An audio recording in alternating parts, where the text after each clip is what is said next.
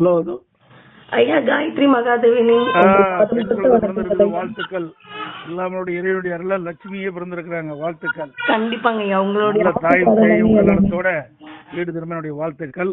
நிச்சயம் தாயி நோயெல்லாம் பல்லாண்டு பல்லாண்டு வளர்ந்து எல்லா வளங்களும் பெற்று உங்களையும் உங்களுடைய ஆசீர்வாதத்தினால் உடல்நலம் சரியாகி நம்மளுடைய கட்சிக்காக உண்மையாக உழைப்பதற்கு காத்துட்டு இருக்கேங்க. ரைட்டுமா, ரைட். நல்லா நல்லா நாளை நமதே ஐயா.